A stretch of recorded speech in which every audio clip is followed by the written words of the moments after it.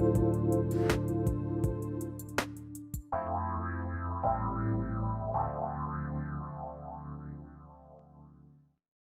everybody, welcome to the show. And for those of you out there, this show right here and the work that Nancy Landrum does to help families, to help children, to help people, let's just say people, around the topic we're about to talk about, I will tell you that this particular topic today is about a widespread event that is not just happening in the United States, but worldwide. Right now, as many as we can count, then you have to add another 40% of those that you can't count. Right now, the rise in addiction, whether it be drug or alcohol, but definitely alcohol, drugs, the rise since COVID is unprecedented in our history. Some say it even topples what happened after Prohibition.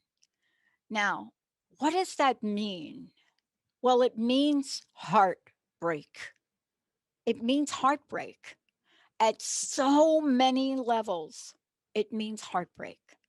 How to survive the heartbreak of your young drug addicted child. There's nothing more powerful than to know that there is hope and solution, because this is an arena that most parents and grandparents fear that they will ever have to hear those words, and an area where most people don't know what to do. That's why this show is different. Nancy is someone that works with people all over the world. She is an expert when it comes to relationships of all kinds. She looks at what it means to take a relationship and move it into a recovering happiness in your life status. Relationship Rehab Show with Nancy. This is the show where we look under every rock, because when we are looking at relationships, you can't hide things. You can't hide the joy. You also can't hide the unhappiness, the sadness. And we are in relationship with each other. But what about this topic today? This one. What happens when you hear the words, your child is addicted to dot, dot, dot, dot, dot, dot, dot? Nancy, it's great to have you. Thank you. I'm so glad to be with you today, and particularly about this topic. This is a tough one and I think it's one of the topics and one of the areas where people need the most help. Well, I certainly wish I'd gotten more help at the time that this was developing in our family. No one ever plans on giving birth to a child that's going to be a drug addict or a felon or have mental illness. You know, that's not in our dreams when we know that a child is coming into the world. Certainly wasn't part of our plan, and we had no reason to suspect that would be the future of our firstborn child. Stephen was healthy. He was very bright. He was physically advanced. By the time he was a year old, he climbed on top of everything in my house except the refrigerator. He climbed over the neighbor's fence and was playing with the water in their pool when I ran around and found him and brought him home. He was just quite an amazing child, and one that he was a daddy's boy. He loved his daddy. The highlight of his day was when his father came home. He would run yelling, "Daddy, Daddy, Daddy's home," and spent all those waking hours from the time his dad got home until bedtime he spent with his dad. And then when Steve was 2 years old, his father unexpectedly died. Not what we planned for our marriage or for our family.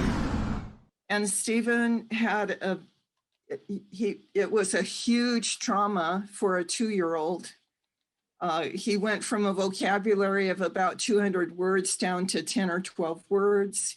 He was almost potty trained. He went back to diapers for a year. He clung to me, would barely let go of me, panicked whenever I had to leave him somewhere. And I look back now, by the time he was in preschool, he would only color pictures in purple and black. And I knew when I looked at his scribbles that he was depressed. There was something very disturbed about him that was because of his dad's death. But as a 25-year-old mother, I didn't know what to do about it. And the thought of taking a 3 or 4 or 5-year-old to a child psychologist was just so far outside the realm of my thinking or my culture.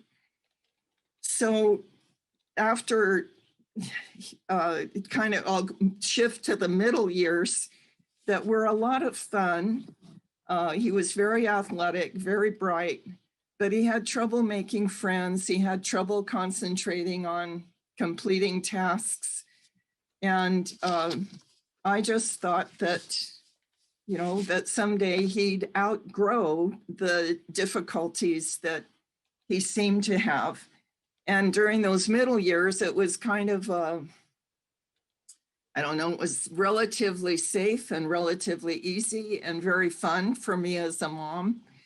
But as soon as he hit puberty, junior high school, he began sassing teachers, which just mortified me. I couldn't even imagine a child of mine sassing teachers or being very flippant and rebellious about not turning in assignments. He began being a problem at home, and he was perceived by teachers and by the rest of my family and myself as just a discipline problem. And then when he was 15, his Little League coach came to me and said that he thought that Stephen was coming to practice high on something. And I made excuses. I said, he's always had allergies. The symptoms are very much like his allergies. I'm sure it's just allergies. And this poor coach was trying to give me a heads up, and I couldn't hear it. Yeah. A year later, I was awakened at 2:00 in the morning by a policeman when I thought Steve was in bed asleep. And he'd been out joyriding in his stepsister's car and drove so competently that the policeman said he nearly got away from him. But they did catch him, and he was in jail. And I did the typical parent thing. I bailed him out. It was like my image of myself as a mother was being destroyed by this kid, his kid's behavior. And I was concerned about him, but I was also feeling so lost and so incapable of dealing with behavior that was so far outside the realm of my experience. And I didn't know where to look for help. It didn't help that my family and some of my friends were blaming me. Yeah. That I wasn't a good enough mom. My dad didn't think I disciplined Stephen enough. My mother thought he needed more spiritual direction. My sister was appalled at his behavior. No one had any sympathy for me. It was like I was the person in the family that was raising the out of control kid. Yeah. So there was a lot of blame coming toward me, which was so painful to deal with. There wasn't any comfort. There was no understanding. There was no practical solutions. I was just as lost as Stephen was. Yeah. Later, I realized that he was addicted to drugs I was addicted to trying to fix him. So all my behaviors were attempts to fix him so that he would get back on track and the pressure would be off of me.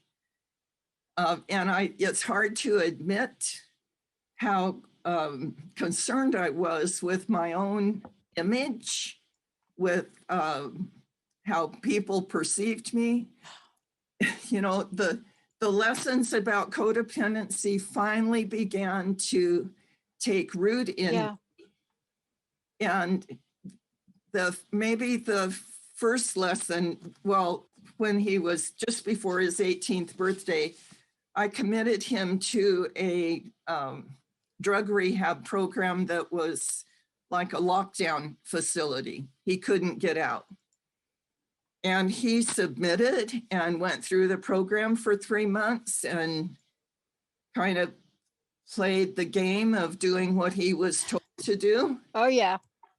But when it came time, well, and let me tell you this, the psychologist that evaluated him in a family meeting with myself, my late husband, and Stephen, the psychologist walked in and threw Stephen's chart down on the table, and he said, I don't know what you're doing here. You belong at Caltech. Your intelligence is off the charts. You ought to be going to Caltech. What are you doing here? And that was my question too. You know, how did we end up in this place that was just a nightmare, not only for me, but it was also a nightmare for Steve. He was out of control and did not know how or why, how to control himself, how to put himself back on track. And he knew he was hurting the whole family. He was ashamed, he was embarrassed, but he was not able to control the addiction. And that's the nightmare of addiction, is it takes over your life. I have a recovering alcoholic is one of my clients, and he said in the AA circles, they talk about how chaos just surrounds addicts like a cloud. They bring chaos with them wherever they are and in every relationship that they have. Yeah. And, you know, look, we're talking about, let's just talk about this for a minute. But first, thank you for sharing that story. I mean, I could hear as you're talking through this, you know, how gut wrenching it is and how parents, right? I can't speak for too many dads, but I can speak for the moms that I know. It just hits the heart so bad. But, you know, one of the things you brought up, which we rarely talk about, is the blame game that happens. And by the way, that doesn't really help the children. Oh, When you start to blame parents or you start to blame teachers, that is not helping the child.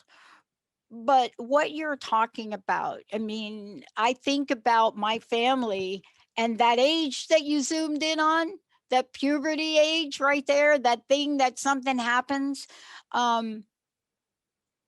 It's not a matter of, did I do a good job? But it's so hard not to avoid, it's so hard to avoid taking on that responsibility. There's a reason that people in AA circles talk about the chaos. And Yeah. the reason is very simple. When you are an addict or an alcoholic, and I say addict very loosely because it could be drugs, it could be food, I mean, it could be any number of things. Right. You have one thing in mind. Your number one priority every day is just that one thing that And must get satisfied. get what you want. You'll That's it. to get what you want. That's it. And if you're a teenager and you don't have a job and you're not making money, you're going to go to any length you can. You're going to steal from your parents. You're going to shoplift. You're going to do whatever you need to do. And, you know, this is today, in you talking about this, is to really peel the layers back to the emotional side of addiction. right? And not only the emotional side of addiction, but the emotional side of being the parent of an addict, Oh, being the codependent, yeah. because there's so much blame on myself. There was blaming myself as well as other people blaming me. But I was also blaming Stephen. I was harassing him. I was yelling at him. I was shaming him, berating him, trying to get through the fog of his addiction to change his behavior. And that didn't work either. It doesn't work to blame the addict. They're in the grips of something beyond their control. And to try to force them to get help when they're not ready to get help for themselves is a useless exercise. But isn't this the work too that we started to talk about today? For those of you just tuning in, Nancy Landrum is joining me here. We're taking your calls as well. 1-800-930-2819. We're taking your calls right now. Nancy, talk about now the lesson you learned from this and the body of work you now do to help other parents. My own recovery started slowly, and I when I was thinking about this program, I was sort of laughing because I think my own recovery started when I was just totally exhausted and could not deal with him or with his addiction anymore. So when it was time for him to leave the recovery program at age 18, I would not let him come home. He had to stay clean and sober for 3 months on his own outside of the recovery program before he could come home. And Stephen was shocked. He was heartbroken. He thought I would just keep giving in, keep loving him, quote unquote, loving him, keep doing what I could to save him. So when I said, you can't come home, he was heartbroken. I said he could come in during daylight hours and eat what he needed to eat, but he couldn't come into our home just to crash. That was a huge step of self-care on my part, which I think was a turning point for me when it came to Steve. I could not deal with the chaos he brought into our home, the stealing from us, the damage to property, the going to court with him because he'd been arrested for trying to sell stolen property. I just couldn't. I was at the end of my rope and exhausted. But as the years went by, my own recovery became more, what's the word I want to use? More sane, I guess, not just in reaction to him, but also a deeper understanding of the role I had been playing that wasn't really helping Steve at all. I remember when he was about 23 or so, we were riding in the car together, and I said to him, I'm through trying to fix you. Your life is your life. You get to live it the way you want to. If you decide you want recovery or you want help finding a good recovery program and you ask me for help, I'll do everything I can to help you. But I'm through trying to make you get help. And I want you to know that no matter what you decide, I'm going to be okay. And that was a huge statement for me to make. Like, no matter what you do with your life, I'm going to be as healthy as I can. I'm going to take care of myself as well as I can. And I still love you. I'll always love you. There's nothing you can do that will make me stop loving you. But part of this process was that I had to redefine what love meant. And love had meant in the past being nice, being accommodating, always forgiving him no matter what, letting him come back into the house and stay with us even when he had been stealing from us and stealing from his stepsister and damaging her car. And it was like there was no limit to what I would tolerate, thinking that that was what was love. Yeah. That wasn't love. Yeah. That's called enabling. I was making it easy for him to continue Yeah. this path that was so damaging, not Mhm. only to himself, but to me Mhm. and to the rest of the family. It is really a journey for both parents and children. You know, the hardest thing that I think I had to do, and it was in New Jersey, and you know, Linda and I had my sister and her husband visit us from Florida, and I knew that my sister's joy, I knew that her journey was down the path of drugs. Of course I did. I can't, that's my family, you know, every one of us, every one of us. But where was I going to draw the line? Where was it?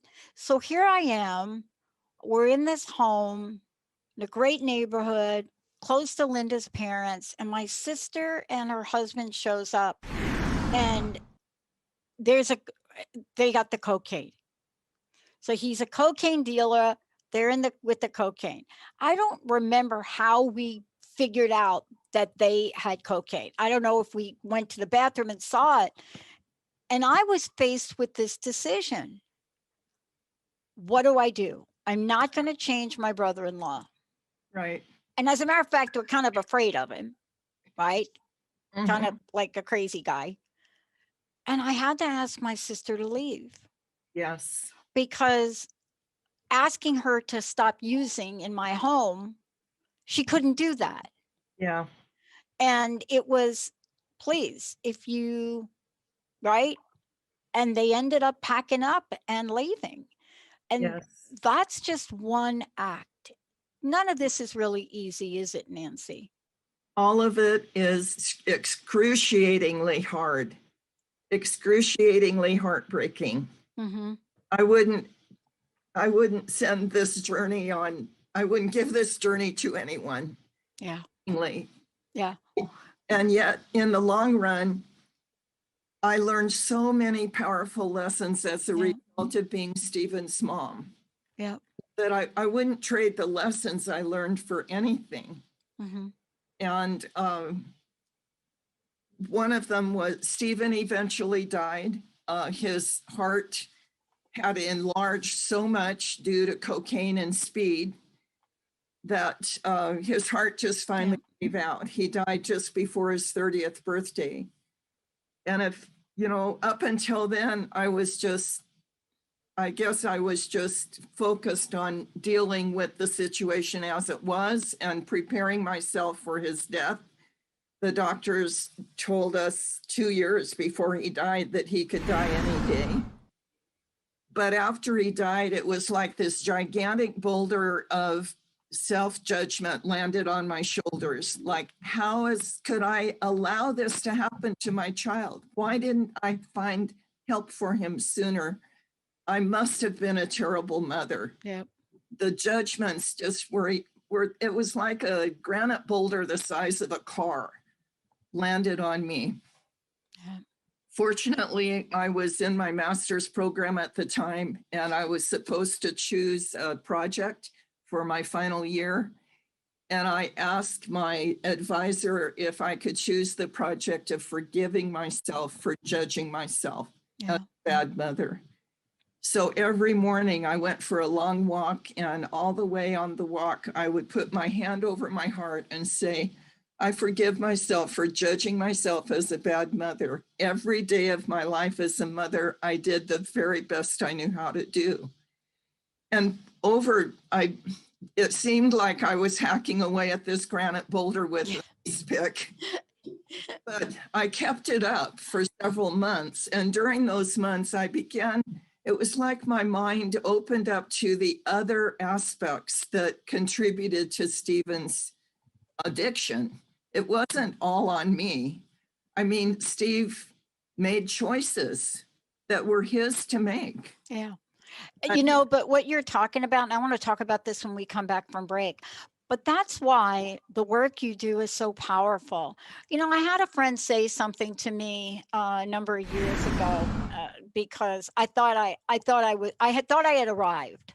I thought, oh, I could coach people. And my friend said to me, Pat, you can't take a person to a place you hadn't gone before. And I didn't know what they were talking about because I had been through a lot. I've been through Yeah. everything you're talking about, except for one thing. And that was I had always been physically fit. And once my friend said that, 6 months later, I came down with a mystery disease because obviously I was supposed to help people. Obviously, you are meant to help people through this. And you can't help people at this level if you have not gone through it. The No, guilt, the shame, the anger, the resentment, the feeling of lack of control, this helplessness feeling. the And self-judgment. the self and the regret. Nancy, how do people find out more about you? And also, I know you've written a book about this. Tell us about how they can get copies of your books and how they can work with you before we go to break. The book is Pungent Boundaries.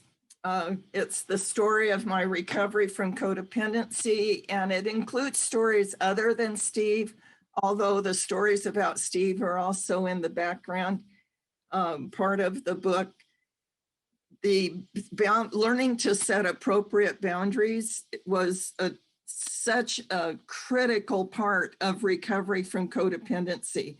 I had to decide that I was valuable enough to set boundaries that took care of me, that protected me from his chaos. And boundary setting is a problem that many people have that don't know how to do that.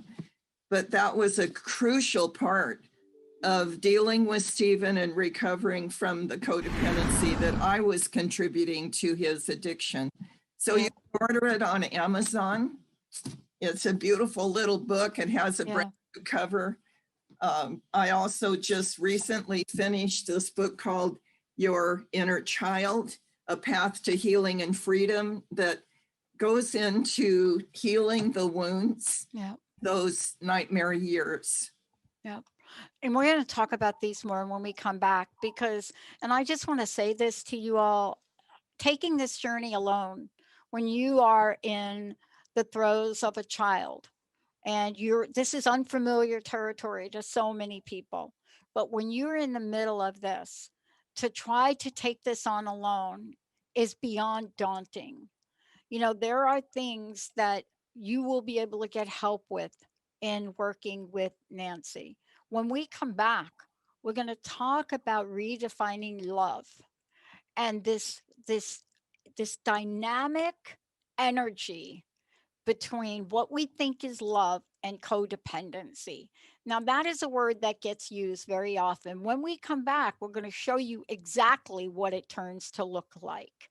Codependency would have kept my sister there, put my house in jeopardy, especially legal jeopardy. But how do you take that?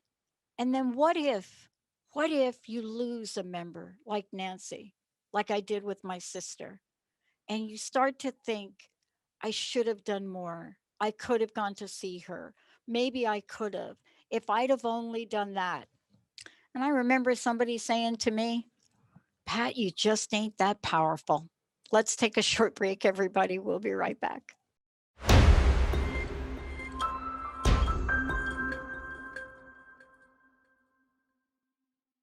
Welcome back. Um, Nancy Landrum is joining me here today. I want to make sure you all go to nancylandrum.com. I want to also say the book that she's written on boundaries is one of the best. As a matter of fact, I work with women in recovery, and it is my go-to book that is outside of the realm of AA. So please don't email me about that, because I do use outside material when I work with women on a whole range of things. But it's one of the best books written for anybody that is struggling with boundaries in relationships. And it is one of the toughest things if you are also struggling with codependence. And this is from a woman that knows this real life terms and is an expert in the field of relationships. Today, we're taking on addiction, but if you listen to previous shows, you've heard us talk about relationships.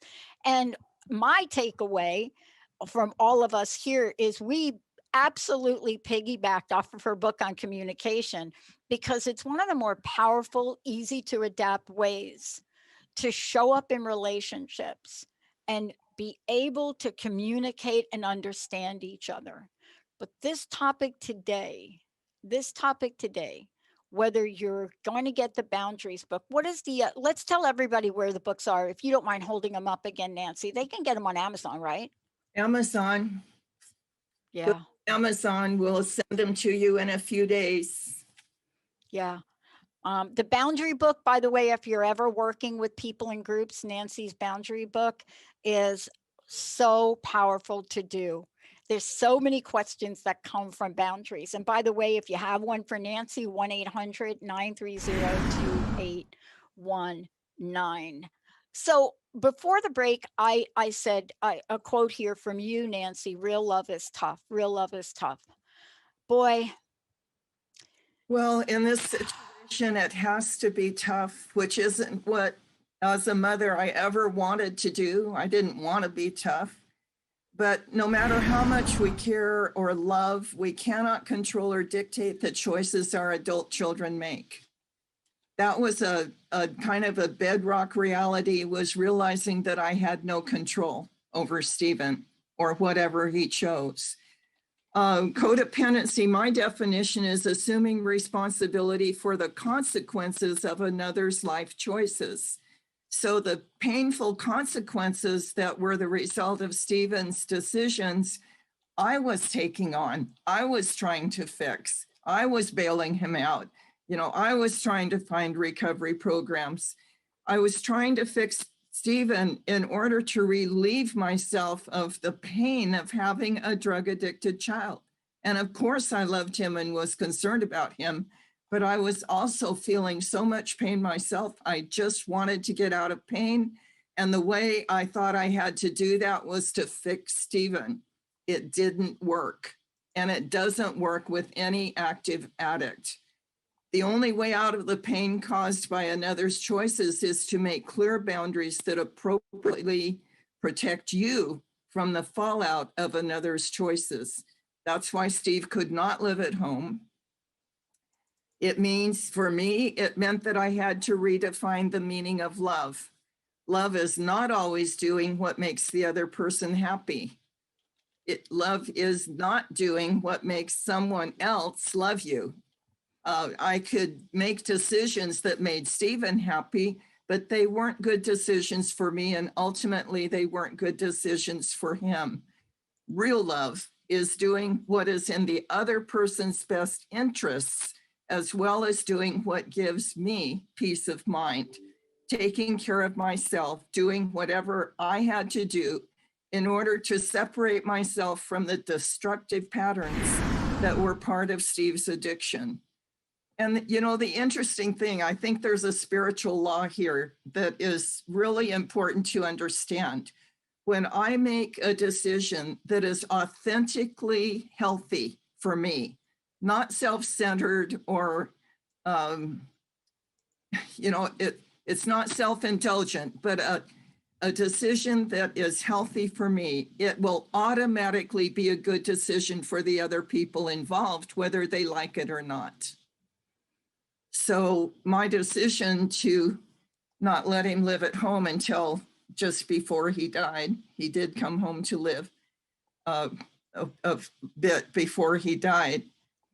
But my decision to not let him live at home, stop paying his bills, stop picking up the messes he made, to protect my own peace of mind was also good for Stephen because it helped him face the consequences of his own behavior. Yeah. What we're talking about, every time I share my story a little bit with people, they always point to, oh, that's so bad. Your mom did that. Well, my mom kicked all of us out. I mean, at different points in time, there was something that showed up where either my sister drank all the moonshine and then filled it up with water like nobody would notice, right? That Yeah, never went over really well. But yeah. there were a point in time where if all of us would have continued to stay home, I am pretty sure we would have not made it past 21. Yeah. I'm very sure of that. We would have not made it past 21 Yes. because we were in the womb and could behave in any way we want. We would always be able to not be responsible for ourselves, right? It's codependency Yep. in a nutshell. In today's world, Nancy, there are more resources Yes. for people that are struggling with addiction, that are struggling with alcoholism, that are struggling with overeating, and you name it, it doesn't matter. But there are very few resources that help parents in knowing what to do. And that's what you're talking about today. Actually, we found a meeting that was, I think it was called Tough Love. Yeah, it sounds about right. And I only attended one of those meetings, but it was so helpful to me because when I committed Stephen to a rehab lockdown facility when he was 18, we were in the car. Well, I had to lie to him to get him to hang. He knew something was up. He was getting ready to walk out because he just felt the vibe, something was up. And I lied to him to get it to stay there long enough for the police to come to escort him to this lockdown facility. And when we got in the car, he turned to me and he said, "You lied to me. How could you lie to me?" And I said, "Stephen, it was my turn. It was my turn. You have lied and stolen and lied. And I did what I had to do to get you into this rehab facility," which he actually never forgave me for. He thought it was so horrible. But that was one of the steps that was just so incredibly painful. Yeah. I don't have much time left here because of his age. He was 17 actually when I sent him to that facility. But by the time he was 18, I would have absolutely no control to Yeah. into a rehab facility. No. And, these are the things we look back on and we get really clear about. My mom did the same with my sister Joyce and my sister Doris. And she too knew that once they got past a certain age, that would be it. Yeah. Right. And, there are so many resources that are available now that weren't available then because you know why, Nancy, we're talking about it. You're sharing a very heartbreaking and gut-wrenching story about your journey. Not because it's easy to talk about, but because what you've learned could save another's life, could save a family relationship, could save parents and children alike. The hardest thing for a parent is for themselves to move beyond the guilt and the shame. And that the impact of that, we cannot emphasize the impact of that enough. When we make decisions, parenting decisions that come from guilt or shame or fear, you can pretty much guarantee it's not a good decision for the child or for you. So that process of my final year of my master's program of forgiving myself was right after Steve died. And I kept up that mantra. I forgive myself for judging myself a bad mother. The truth is, every day of my life, I did the best I knew how to do.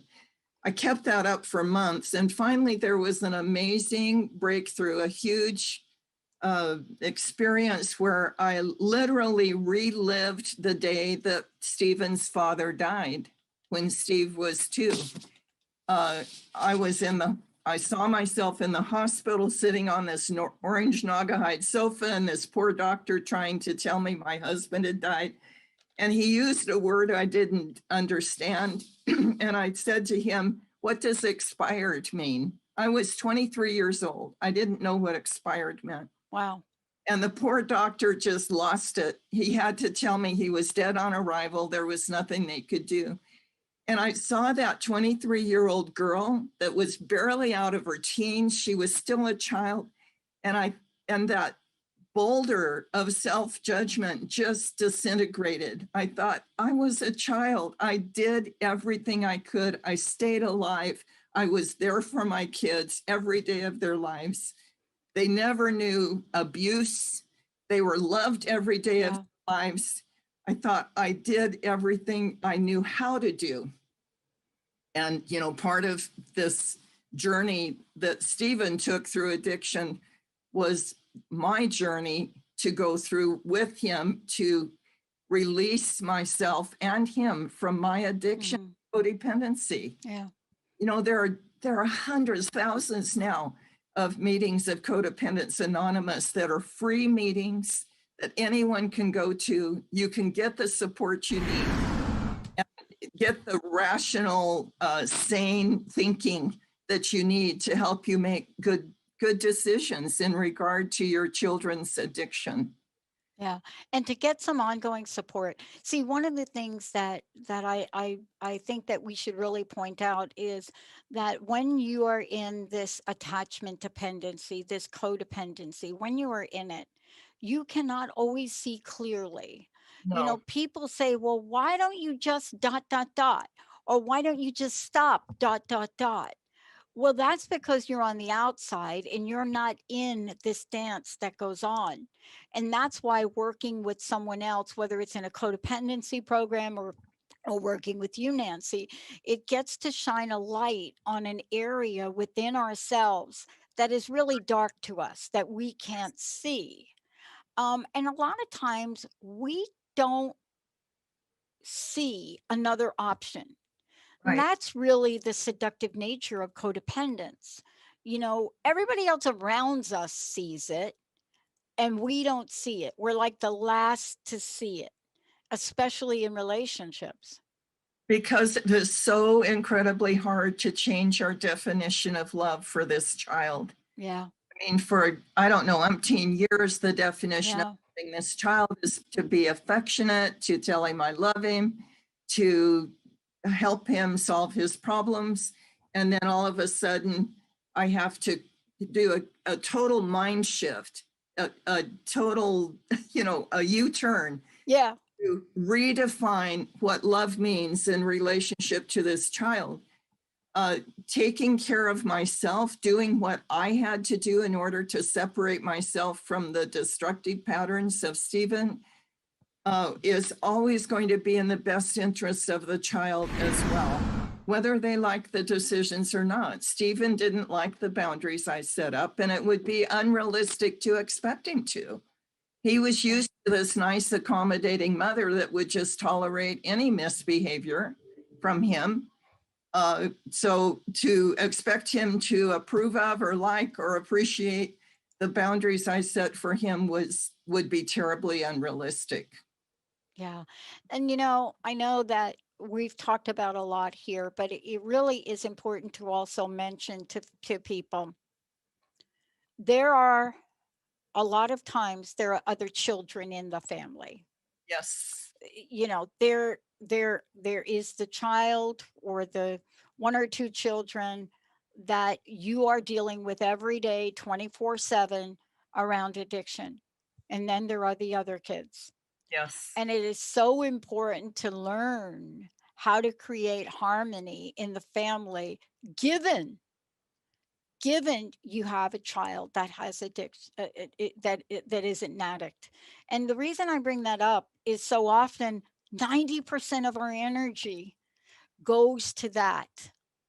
That is one of my big regrets, is that Stephen demanded so much of my attention, and Peter, bless his heart, just kind of put his head down and step at a time, got himself through teenagehood, got himself into a great job, got himself educated, but without very much support from me, because all of my emotional attention and the emotions that were being drained, sucked out of me, were going toward the issue with Stephen.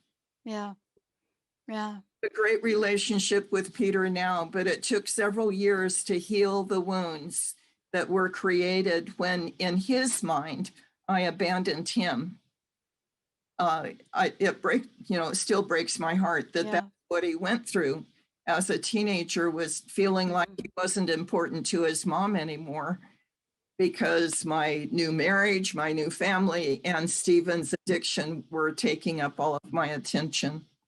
But see, this is really the beauty in this, in a sense, because, with your knowledge and wisdom and with how much you've learned around this, perhaps you'll be able to bring relief to a family, to a mom, a dad, a child.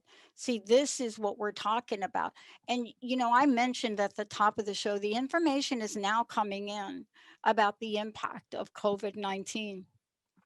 Everything, especially with women. Women have been impacted by COVID-19 emotionally, and all of the things that you've previously talked about relationships. Yeah. Women are in the forefront. They are being impacted by it personally, but also professionally. And divorce rates are through the ceiling. And, when you're in and you're looking at this, you ask yourself, where can I get help? How can I get help? But the one thing I want to say to everybody is you've got to get some help.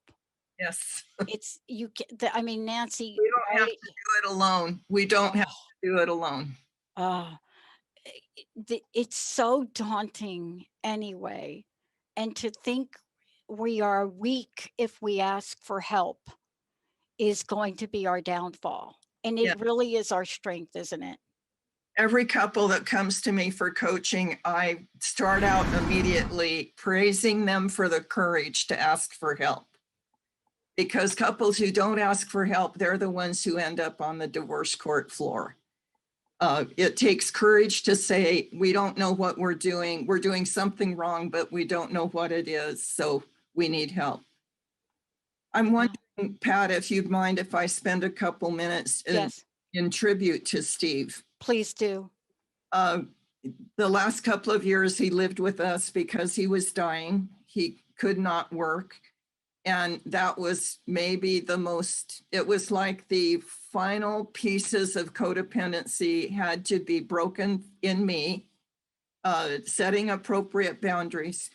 But about 5 months before he died, he faced the fact that he was dying and that no one could save him, that there was nothing to stop his death. His heart was so far gone. And he decided on his own that in order to die with self-respect, he had to die clean and sober. So he cut out everything. He cut out the speed, he cut out marijuana, he cut out smoking and drinking, and just went cold turkey. And I don't know why the detox didn't kill him. He had boils all over his back from his body trying to detox. But it still astounds me that he was able to cold turkey stop everything, because his determination to die with self-respect was so deep and so clear. Now, I commend him. I'm in awe of the strength that took.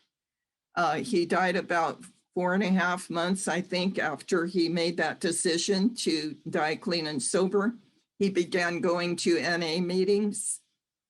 He was seeing a therapist by that time. But I don't know if this is true or not, and I certainly don't want to take credit for his decision to die with self-respect. But I also wonder, what role did my own healing and the process that I went through, what role did that have in his ability to clearly say, I'm going to die with self-respect? That was, it was in the last 4 months of his life, I got the sweet Stephen back, the kid that I knew as a young boy. When someone is an addict, their whole personality changes. You're not dealing with the real person at all. You're dealing with an addiction. And those last few months, I got the real Stephen back. That was such a precious gift to me. But Nancy, I will say this to you, having been on multiple sides of this coin, your acts of love had an enormous impact. You may never know it, but I will tell you it does. From being on both sides of that coin, there's nothing more powerful in modeling what love is. And despite whatever one does, in the journey with a child or a family member, that act of love opens up so many opportunities for a person and an addict to love themselves. Thank you for those kind words. It brings tears to my eyes. Yes, it does. One It night, does. just a few days before he died, I said Mm, goodnight to him and hugged him. And he said, Mom, can you hug me again? that's it. And I said, I can hug you as many times as you want. And I Yep. asked him, are you afraid of dying? And he said, no, I'm afraid I can't stay clean until I die. Yep. I thought that is the enormous power of addiction, to be dying and be afraid that you can't stay clean until you die. I mean, it was a very, and then he was hospitalized a few days before he died. And I was sitting in the hospital room with him. I thought he was napping, but I was holding his hand. And he began talking. And for 2 hours, he recalled all of his favorite memories from his childhood and all the things he appreciated about me. And in that dialogue, with tears running down my face, he said, Mom, you're the best friend I've ever had. And thank you for the boundaries you set for me. Yeah. Thank you for the contract you made me sign. Yeah. It helped me stay clean. It helped me reach my goal of dying with self-respect. And Nancy, that's why your work is so powerful and so needed in the world. Thank you so much today for your journey, for sharing this. Thank you so much. I so appreciate the opportunity to share this with others in hopes that they can shorten their journey of recovery. Mine was 15 years long. Right.